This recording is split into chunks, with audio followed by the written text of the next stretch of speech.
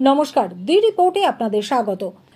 দমদম জুড়ে ক্রমশ জমাট বাঁধছে সমস্ত দলের প্রচারের বাঁধন। একদিকে সৌগত রায়, অন্যদিকে সুজন চক্রবর্তী, সাথে শিলভদ্র দত্ত তো রয়েইছেন। আর তার মধ্যে নিজেদের হারানো সম্মান ফিরে পেতে দমদমে এবার মরিয়া লড়াই দিচ্ছেন বাম এবং জাতীয় কংগ্রেস কর্মী সমর্থকেরা। দীর্ঘ 15 বছর ধরে এই আসন হাতছাড়া বামেদের। 2019-এর মোদি হাওয়াও বোধহয় একটু হালকা। ফলে দমদমে জয়ের গন্ধ খুঁজছেন সুজন চক্রবর্তী এবং তার সঙ্গী সাথীরা। এদিন যেমন বেলঘরিয়ায় তার প্রচার সঙ্গী হলেন কামারহাটির প্রাক্তন বিধায়ক মানস মুখার্জির সাথে বিশিষ্ট অভিনেতা রাহুল বন্দ্যোপাধ্যায়, সাথে ছিল হাজার হাজার কর্মী সমর্থক দরদি। বেলঘরিয়ার নন্দননগর থেকে সুজনের সমর্থনে পদযাত্রা শুরু হয়ে শেষ হয় আগরপাড়ার নরুলা কলেজ মোড়ে এসে।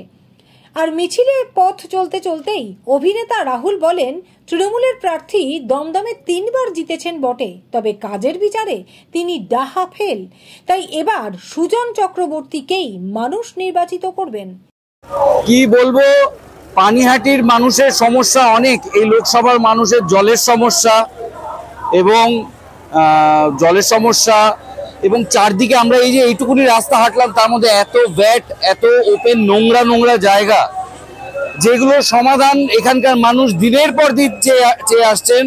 কিন্তু যিনি ভোটে দিচ্ছেন তাকে ভোটের সময় ছাড়া নিরুদ্দেশ সম্পর্কে ঘোষণা, যেটা আমাদের ছোটবেলায় আমরা দেখতাম সেরকম ভাবে ঘোষণা করে তাকে খুঁজে বার করতে হচ্ছে। মানুষ বুঝতে পারছে কারা কাজে লাগবে, সেই জন্যই সুজনদার মিছিলে আজকে এই অভূতপূর্ব সাড়া। এই সাড়াই আমরা ভোটেও দেখতে পাবো। হ্যাঁ, তিনবারের সাংসদ, তাই জন্যই তো পরীক্ষিত এবং ফেইল্ড প্রোডাক্ট, সেটা আমরা জানি। আর মানস মুখার্জি জানালেন, মানুষ যদি তাদের ভোটাধিকার প্রয়োগ করতে পারে, কোনো শক্তি নেই বামেদের পরাস্ত করে। আর মানুষের সেই অধিকার রক্ষায় 1 জুন তারা পথেই থাকবেন। দমদমে হারানোর কোনো শক্তি আজকে পর্যন্ত নেই। মানুষ যদি ভোট দিতে পারে এবং ভোট দেওয়ার জন্য আমরা ব্যবস্থা করব, রাস্তায় থাকবো, দমদম আমাদের কেউ হারাতে পারে।